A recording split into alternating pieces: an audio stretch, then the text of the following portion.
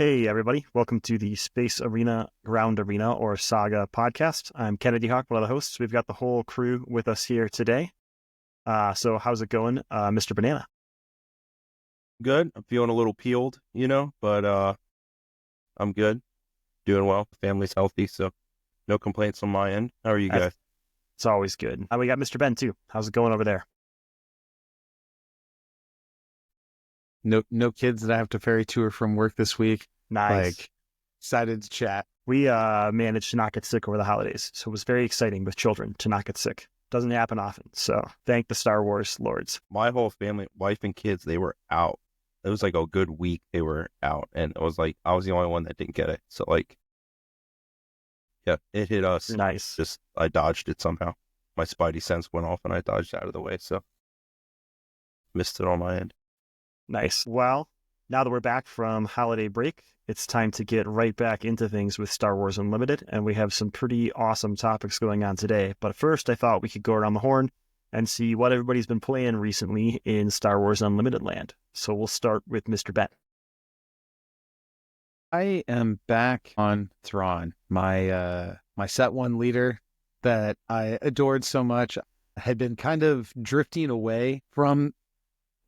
I had drifted away from him a little bit because I had gotten so into the unit list, deck list kind of thing. But my old friend slash nemesis from the Versus community, Ralph Edwards, reared his head with a Thrawn list that had a spicy inclusion that I really liked of Endless Legions. And rather than putting in units that you're going to play, I just put them into my resource row and draw the game out and then Endless Legions for a win. And that has been a lot of fun for me, but not so much fun for my opponents as of late. Back to playing the lose friends, make enemies dash. Nice. And it's been successful then. Yeah, I mean, you know how control is. If you don't have the right removal at the right time, you just get run over by aggro and mid-range. But overall, yes, I'm pretty established as a control player in most of the games that I play. So I feel comfortable.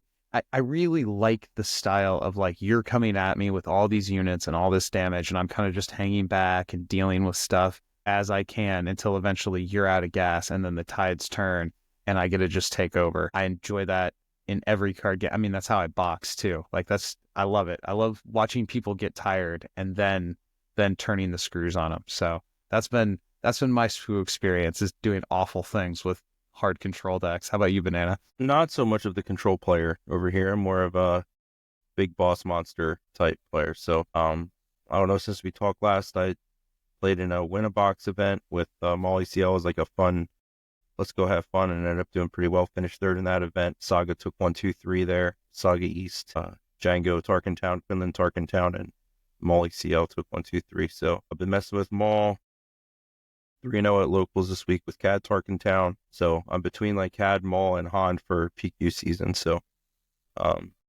been playing those here recently. But yeah, just playing lots of games on Carabas when I get a chance, and get into locals, and hopefully get some more webcam games in here soon. But it's been what I've been up to. What about and also non-SWU related, the Witcher Unmatched sets I got. I've been playing those with my kid. Those are pretty fire. So yeah. What about you, Dan? What have you been playing? I've pivoted pretty hard. I've been playing mostly mid-range in this game or control up until now, but in our meta, there's a couple really, really good control players that are just top dog. And there's a lot of mid-range just throwing themselves into them. So I decided we needed a few more aggro players. So I started playing pretty hard aggro, just go face decks.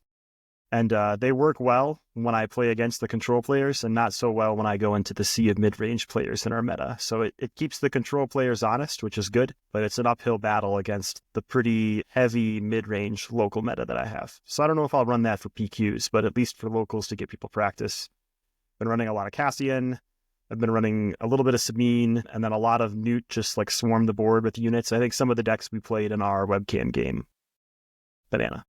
Yeah. Been messing with a little bit a SAGA aggression list, kind of similar to a Django, where you're running Triple Dark Raid and Sneak Attack, because you can get extra value out of those because she can buff the units you cheat in. on their attack to get extra damage out of them. So that's been fun. But yeah, some aggro is always good. It's good we've all been getting some in. Another thing I've been trying, I don't know if you've seen this, there's a website, it's like swoochallenges.com or something, and somebody made these solo decks you can play against, or like AI decks that there's 4 different leaders you can play against, and you can play against a 1-player or 2-player, like co-op against a leader. And it's not exactly the same game as like a competitive game of SWO, but over the holidays, my son and I had a ton of fun playing those. So we would just smash our head into this AI-controlled Vader or Sabine, and it was just a big ton of fun. Nope. Check those out. They're pretty cool. I'll drop the link in the show notes or in the comments of the YouTube video. Well, I think our first topic for today was going to be pretty recent. Just this week, FFG reviewed in their article and their live stream, I think, the packs of Prestige, which are the Carbonite packs for the upcoming Jump to Lightspeed set. So, did we want to go over those a little bit? Sure. I'll see if I can share my screen here that has the article up. Screen, share, entire screen, this screen. Here we go. All right, Sure. So we've got these new Carbonite packs coming out for Jump to Lightspeed. Basically, this article goes over the content of what's in a pack. It's going to start with a hyperspace or showcase leader, probably a pretty low pull rate for the showcase leaders still, is my guess.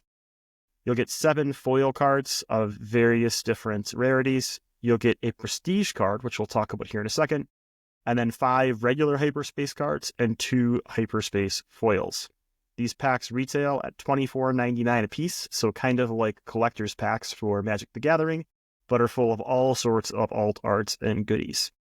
What did you guys think about the packs of Prestige? For collectors, for people that are into the hardcore into the collector side, it's cool, but for those of us that I'm guessing Mrben has a similar view as I have as like a cards or game pieces type player, that this doesn't really interest me too much.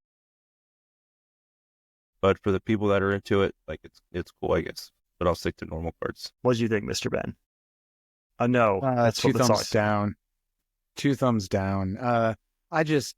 There is no contents you can tell me are going to be in a $25 pack where I'm going to open it and like feel good about it and have fun with it. Like, maybe this is a bit of a boomer take, but the idea of spending that much money on a single pack of cards, like, this product is not for me. I mean, I know Magic the Gathering collector boosters sell, so clearly there's a market out there for this kind of product, but it ain't me. I have no interest in this kind of stuff. I would be a lot more interested if there weren't foils. I'm going to say something maybe controversial, but I hate the foils in Star Wars Unlimited. They curl. They don't look very nice. They look, in my opinion, worse than just a standard card. But hyperspace cards, like, I used to be a cards as game pieces kind of person. But when this game came out, I quickly realized I was a hyperspace my main deck entirely kind of person. And that's okay for you to be that kind of person. That's the kind of person I am. I'm here for you, and I understand you. But I am not excited about the 7 foil cards that literally just go into a trade pile for me. Like, half the pack goes into a trade pile instantly. Hyperspace foils look wonderful, but they still have the same curling problems. And like, I never put them in my deck because they become super marked even when doubly sleeved. So like, for me, I'm like, okay, cool. Well, I get 6 playable cards and a bunch of cards that I guess I sell or trade. That doesn't feel great. That being said, I did pre-order some. So, maybe I should check my stance here. I pre-ordered 1 box just to see how it is for the game, and we'll likely use them as prize support in local events. When we do our like community-driven events where the store is not running anything, but a bunch of us get together, we'll like put a Carbonite pack on the line for the winner of our little like playtest session, which I think is pretty fun. For people that are interested in blinging, just some of the more information they gave us, there's going to be 1 printing of this, so there's not going to be a reprint of the Carbonite booster packs. When they sell out and they are gone, which means that sealed packs might retain value or might not, but it's a way to make it so it's really difficult to complete a full set of, or a full deck of like one type of card. The prestige cards that they talked about have 3 different variants. So you're going to get 1 prestige card per pack. It has this alt art, full art, really cool looking variant like the Millennium Falcon here. And it's going to come... Yeah. I was going to say, it's like a showcase for a normal card. It's like a showcase for a normal card. It's sweet. And then it's going to have a foil version. Jury's out on whether or not I'm going to like that foil version. Chances are not. And then it's going to have a serialized version. And I don't know if they said that the serialized one would be foil or not. I'm hoping that it's not. But the serialized one would be like, there's only 250 of this card. Those are the cards that go for like crazy amounts of money in the Magic the Gathering collector packs. I do like Magic collector packs, but I like getting like 1 per set and then building around the special cards I get in it, which is not a recipe for winning, but a recipe for fun for me. And that's probably how I'll approach this from Star Wars is I'll still invest in regular cards and singles to get my playset, and then I'll buy like a couple prestige boosters and like build around my prestige cards for a funsy deck. All right, any other comments on prestige boosters? Did you pre-order any, Banana? Did not. He didn't. Okay. I'm alone. But I'm excited to see what they're like. Do you guys really think they aren't going to reprint these? Like, if this is a success, like if these sell well, do you really think they're never going to print them again? I don't think they'll print more Jump to Lightspeed Carbonite packs. I think they will print them for the next set and increase the amount if they sell out. Right, which they will sell out, by the way. Yeah. Otherwise, the serialized cards mean nothing if they're just going to reprint them. You can if you're going to serialize cards. This is all red meat for like the investor type of player, which is, if you think about the trading card game, like the 3-legged stool, like I'm least the investor. I'm mostly a player and collector. But yeah, this is...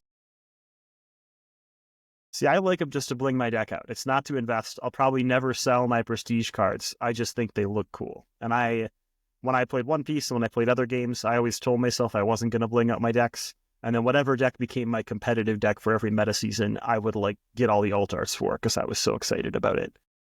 But that's extreme extra players like me, apparently. I mean, I think being a Magic player in the 90s and living in Florida and seeing like just how bad cards can foil cards can like Pringle up and just completely almost turn into a tube. Now, I haven't seen any swoop foils that have curled that bad, but I don't live in a mega humid environment anymore. Like I'm in the Midwest now and presumably foiling technology has come along in the 20 years since I lived down there. But I just, like you were saying, Dan, when I get a foil version of a card, I trade it to my buddy for the non-foil one. Just like, here, man, you can have the extra resale value. I just want a card that's going to lay flat and I don't have to worry about whether my deck is stored vertical or horizontal. Like I'm not into... Yeah. Anyway, I'm just repeating myself now. I'm definitely a regular hyperspace collector. So where I'm seeing this to be cool is once I get my playset of cards that I'm looking for just whatever I can get when the set first comes out so I can build all the decks I want. I start buying a couple packs at different local stores to support them, searching for hyperspace cards. I know it would be way better if I just went and bought the 5-cent card for singles online, and I do that to complete decks sometimes. But it really stinks when you open a standard pack of Star Wars Unlimited and you're looking for hyperspace cards, and the only thing you get is like a hyperspace base or no hyperspace card. So hyperspace cards are like 2 and 3 packs. So if you think about it that way, if you're hunting for hyperspace cards, you could get 6 packs for about $30 at a store. And you might only get 4 hyperspace cards. Here you get 5 for $25, and you get all the foil and hyperfoil trade fodder. So if you're a hyperspace nerd like me, it might be worth it. And I'll let you know when I open my box and feel bad about myself. Man, I hope you get... We'll do it on the stream EV so you can all see my disappointment live or my excitement. We'll see. I don't know. All right, that's enough about prestige packs. Next, we're going to talk about the other P word, Planetary Qualifiers. Who wants to lead us talking about the PQs? I can do that, I guess. Go ahead. Yeah, go ahead, man. No, you go. You got it. Go for it. Well, I just wanted to very briefly address the kind of elephant in the room that popped off in the community with the PQs. I don't want to ignore bad behavior, but I don't want to harp on it either. don't yell at people, don't throw stuff at people, like be better than that community. Yep. Agreed. As a person that used to cosplay as Gambit as a child, not cool. Just not cool. I'll find the pictures. They're embarrassing. I mean, not a unique take. A lot of people have said it, but I just wanted to, it's been addressed. We can move on to talking about more fun things now. PQs. All right, this weekend we saw the first big weekend of PQs for this season. There was 1, 2, 3, 4, 5, 6, like 14 of them. We had 14 of them. We have a bit of a meta breakdown. Gotta find where I put that though. I lost it. Somebody had to post a long email in our Discord. So for winners, Sabine won 4 times. Han Yellow won a few times. These are the ones that were collected from MOG TCG. This was from the Facebook group. Quinlan won 1, which I think Quinlan won more than 1. So, but you get a pretty good idea of like a meta breakdown. You got Sabine, Han 1, Quinlan, Palpatine Yellow, Kira, Bosk Green, which is kind of like replaced like the Vader go big ramp fast and wipe you out. There was a mono Iden, which was the Vegas winner. There was a Cad Blue that won, a Quinlan ECL that won in Chicago. So we kind of have an idea of what decks are topping and popping off in these events. Is there anything that stands out to you guys from these PQs? Something that surprised you? Something you didn't expect? Something that doesn't surprise you? What are your big takeaways from the first weekend of PQs? A lot of Sabine winners, right? That should be said for sure. The most winning of the leaders that we saw in this first week of PQs. That doesn't mean that the meta is unbalanced, in my opinion, right? I think that metas always start with a strong aggro push. And yes, Sabine is from set 1, but with the ban of Boba right around the release of a new set, the meta has kind of reset, and an aggro leader is still in the lead at the start of the meta. But that doesn't mean that in the coming weeks, players won't anticipate a lot of aggro, pivot to mid-range, shut the aggro down, and eventually pivot to control. So I think it's pretty cool that we see aggro, control, and mid-range decks all represented this early on. And I think that the numbers are still too small to just say that, you know, Sabine is now the number 1 deck that will always be the best deck ever. It'll be the deck to prepare for going into next week and the week after. But I think that there's still a good chance that we have a pretty cool trifecta or even meta between the 3 archetypes, which I think is cool. Yeah, we also had SEG Con Atlanta this weekend. Sabine. There was a Sabine mirror in the Friday night event. In the Saturday event, there was a Han 1 mono mirror, and then I'm not sure exactly what happened Sunday, but Sabine and Han also topping at those events as well. But yeah, if you look through, if you go to swoo.competitivehub.com, you can get a breakdown of the top 8 from all these events, and you get it's a pretty healthy meta. You see all kinds of decks represented in the top 8, which is always good for a healthy meta. But you do definitely see Han 1 mono, Han 1 and Sabine ECL pop up quite a bit. You also see Quinlan pop up quite a bit.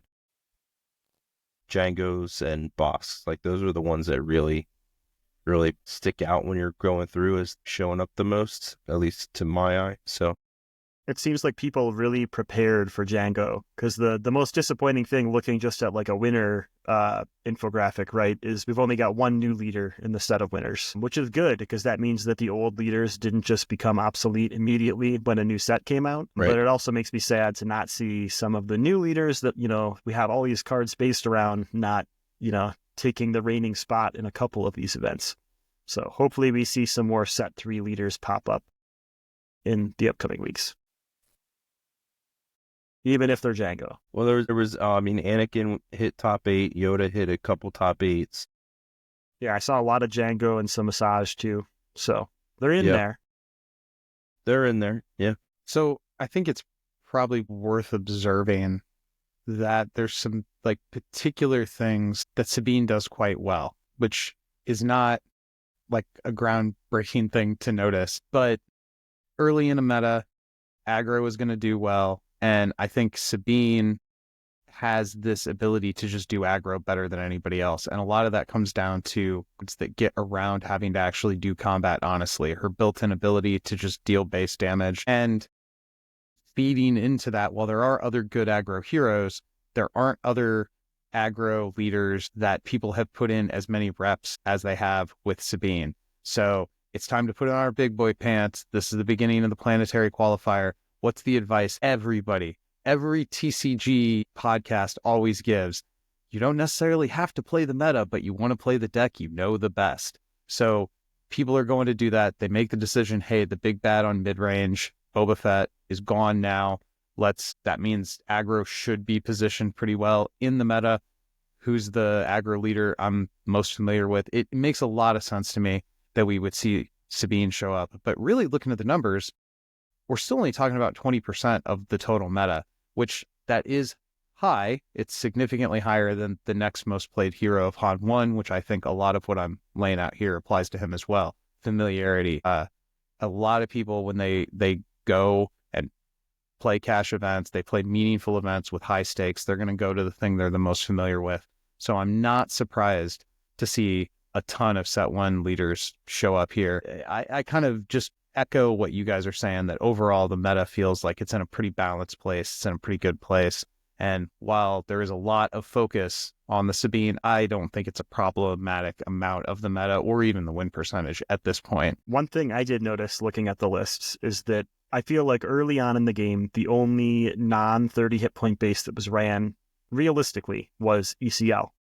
And looking through these lists, there's a ton of people playing Tarkin Town because people have really figured out you can get value when you stop Sabine or whoever's turn one play using that Tarkin Town ability, whether it's with an ISB agent or it's with a McClunky or something. Shutting down their turn one and turn two using Tarkin Town usually buys you that 5 hit points.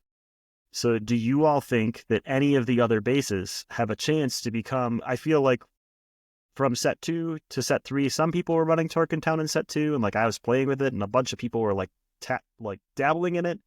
And after the Django Tarkin Town thing started, now Tarkin Town is like, in my opinion, like almost the default red base, similar to how ECL isn't always the default. Like there's always the choice of the 30 hit point base, but it pops up a lot more frequently. But we're not seeing security base. We're not seeing the whatever the cunning one is that minuses attack on the thing you're attacking.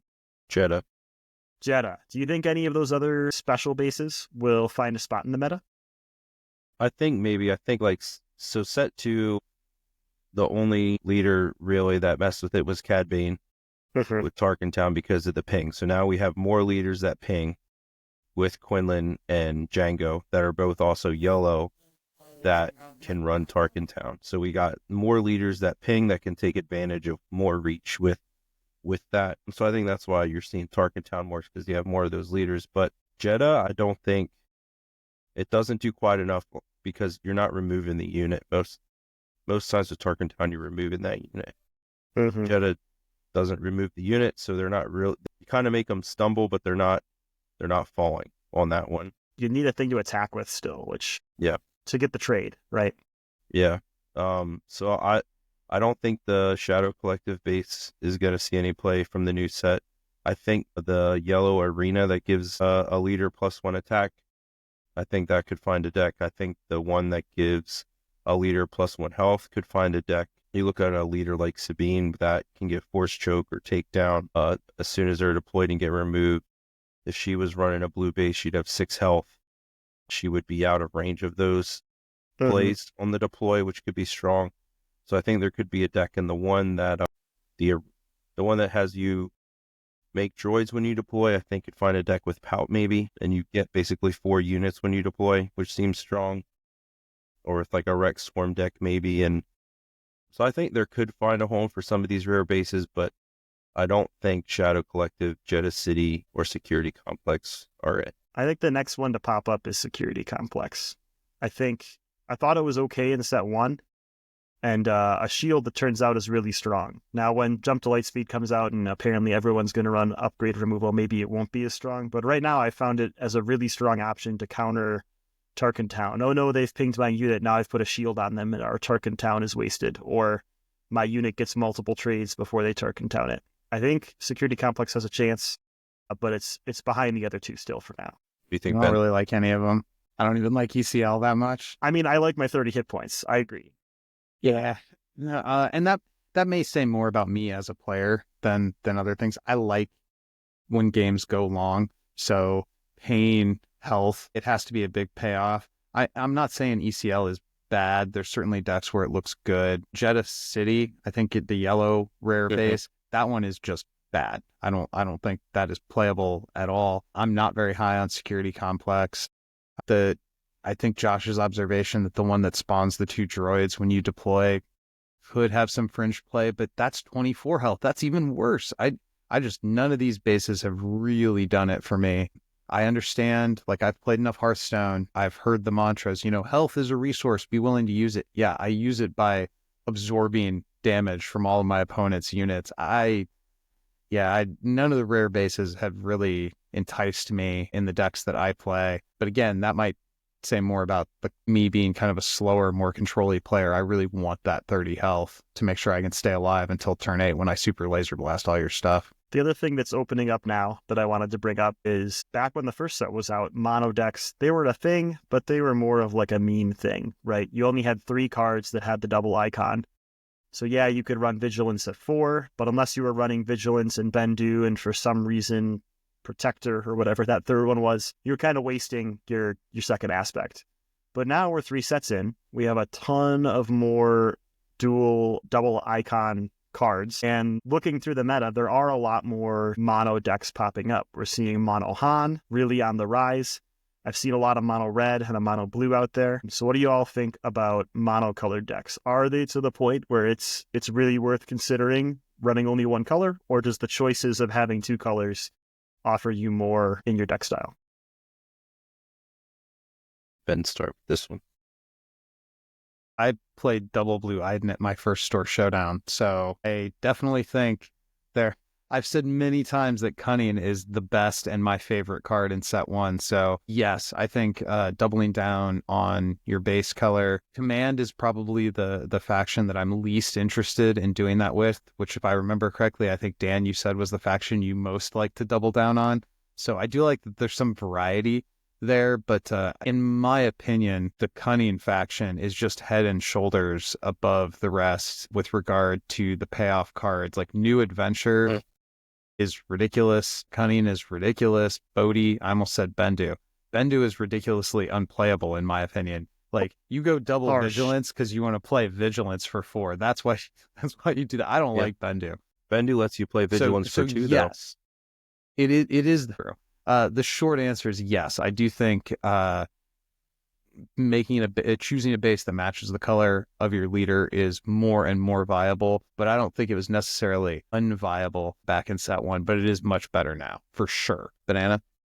Yeah, I mean, set 1, Mono Boba was a very real threat because of the power of Bodhi and Cantina Bouncer and Cunning. Like, those 3 cards that Mono had for Cunning in set 1 were all very strong, and they're still strong, and they're still played in Mono Han. So, and Cunning is played for 6. Cunning and Vigilance, they're paid for 6 more than Aggression or Command by far. So, yeah, I think it's super viable. There is a mono green Palp in Nebraska. I'm pretty sure that topped. So,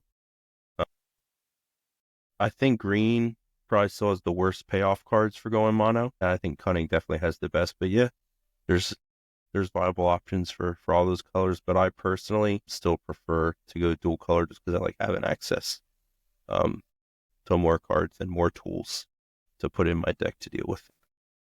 I'm really high on mono decks right now, but I've mainly been focusing on Vigilance and Cunning. Command, while I like the Command card, the rest of the cards aren't as exciting, but I do really like some mono red. I've been playing a little bit of mono red Bosk with Turkentown because you get that ping off Bosk and then can finish the unit off. And that has been extremely fun. So play a bounty, ping it with Bosk, deploy Bosk, and then kill the thing with Turkentown and claim the bounty double has been pretty cool. But by going mono, you limit how many bounties you have. So it kind of balances itself. But I've seen some other mono red decks that have been pretty neat. So I've been enjoying those. You can do that. You play the Stolen Land Speeder so that, like, your opening play, it has the bounty built in. So you don't even have to play another bounty. That's true. You play it, your opponent gets it, ping it with Boston, Tarkentown right away, and then you kill your own unit to get it as a 4/3, whatever. That's the play. That's the See where we're going now. You like this? I guess I should call myself out just a little bit here because I threw a little bit of shade at Double Down Green, but I opened this up by talking about how I'm paying 18 for Endless Legions. and it's winning games. So I can't hate on double command that much. 18? You're getting to 18 resources? Oh, yeah, dude. Insane. Yeah. And then when you play it, you flip all 3 crate dragons out of your row. So even if they have an answer, the crate dragon damage just kills them. Like when they try to play their answer, it's awesome. My So games the don't things go that people long. say to I'm me on doing something Carapace. wrong. Yeah, my games never go alone. That's Have you seen the Yoda meme deck with Endless Legions? like you're my Ben's only not a hope. meme deck already kind of want to guy. play Yeah. it. Yeah, you use you're my only hope, and yeah, Put it on the top and play Endless Legions for free when you're Yeah. down to 5 health. And then just flip a bunch of Devastators and off-aspect cards and laugh. It's pretty funny. But then the next game, they just never push you to 25. They push you to 24 and then finish you off in one turn. Yeah. That is pretty cheeky stuff, though. I do like that approach. I like that the engine exists for those kind of things to happen. That's pretty cool. yeah. Well, I think those are our main 2 topics for today. Any other closing thoughts from the Saga team? What are your like? You guys going to PQs? What are you bouncing around? What are you going to play at the PQ? What are your top 3 options? Mine are so far away that, well, by so far away, I mean like 3 weeks away, that I haven't thought about it too much yet. But I'm going to one in Florida before I go to a conference for work. And then I go to that conference Monday through, it's like the only one that's listed as a Sunday. I don't know why it's listed as a Sunday, but I appreciate it because I can get out there early enough for it. And then I'll be at a conference for 5 days, and then I come back, and our local one is on that Saturday. So I've got 2 back-to-back. I'll probably run the same deck in both. Right now, I'm leaning towards Sabine or Cassian, just because that's what I have the most reps in. And I've been having good luck with Cassian Yellow. I saw there was at least one in the top 8, and I'm more of a rogue deck guy right now. I like to have fun, and if I don't make it to the finals, then I get to go home early and play with my kids. So I'm good either way. But maybe we'll crack out Vader Blue again for fun. We'll see. I'm back on the Thrawn train. Like the 2 decks that I have built right now are an Iden Cunning with no units and a Thrawn Blue that's like hard control into Endless Legions. So that's the kind of stuff I'm doing. How about you, man? I think I said at the beginning, like Han 1 Command has been my main deck since set 1. That hums pretty well. Maul ECL and CAD. CAD, this is my favorite deck in set 2, and it's still pretty good. So, but its biggest issue is Boba Green, and that went away. We'll see. I always have a hard time. I'm always between 1 or 2 decks, and it's always miserable. A coin flip, let my kids pick, whatever. With all the aggro, it might be time to bring back Blue Baka. I'm just saying. Yeah. It could be there.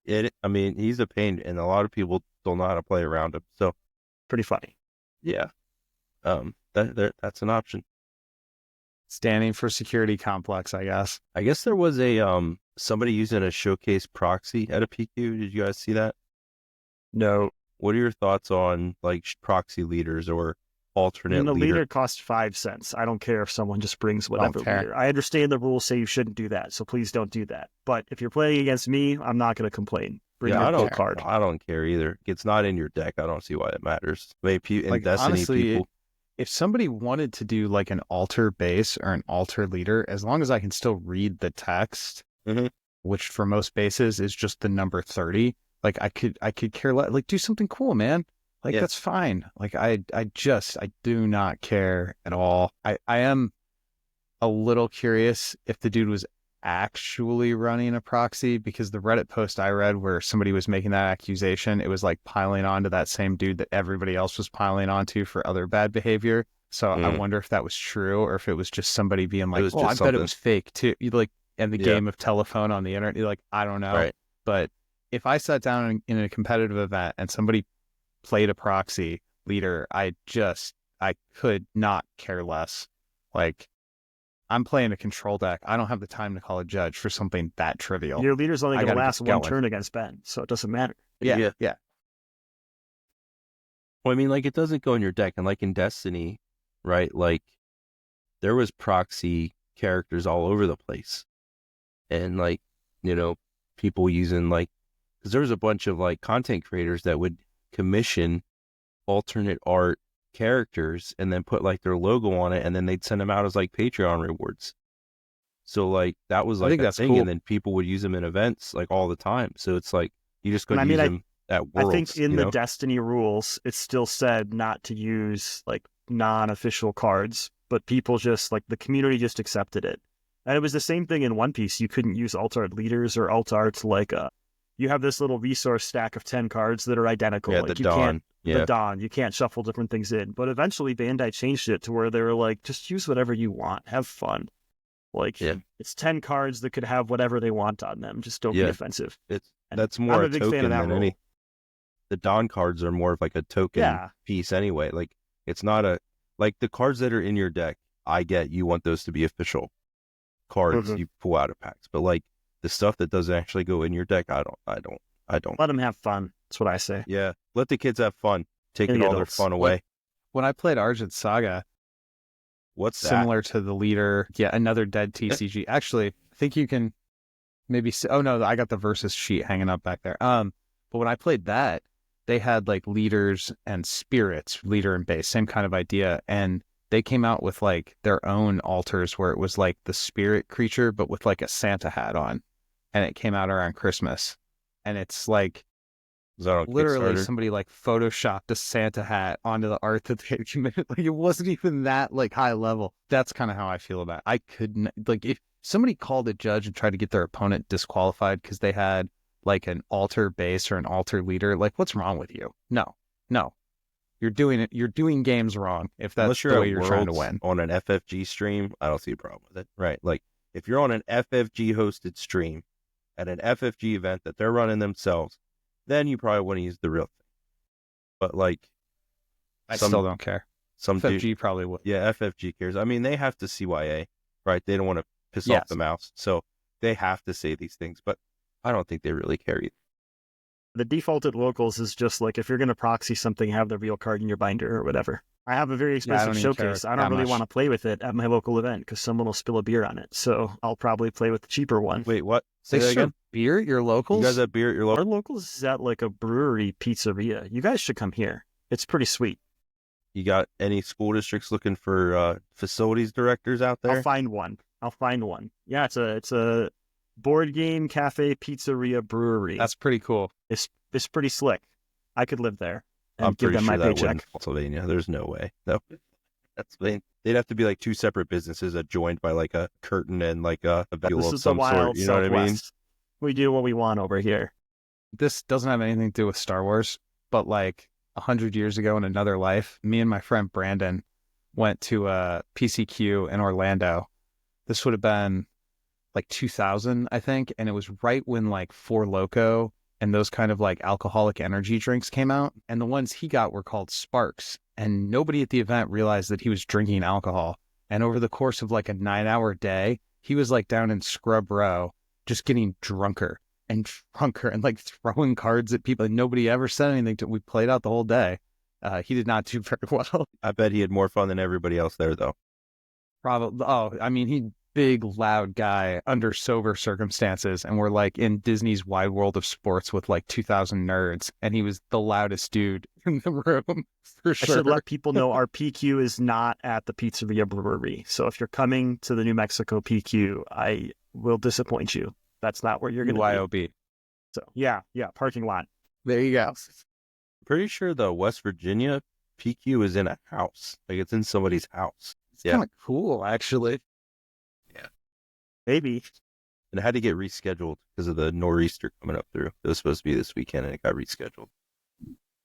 All right. That wraps up Saga for this week. Until next week or next episode, we'll see you in the arenas. I don't know where my mouse is. I don't know what this button does. There's a What's button this button somewhere. do? Yeah, there was the button.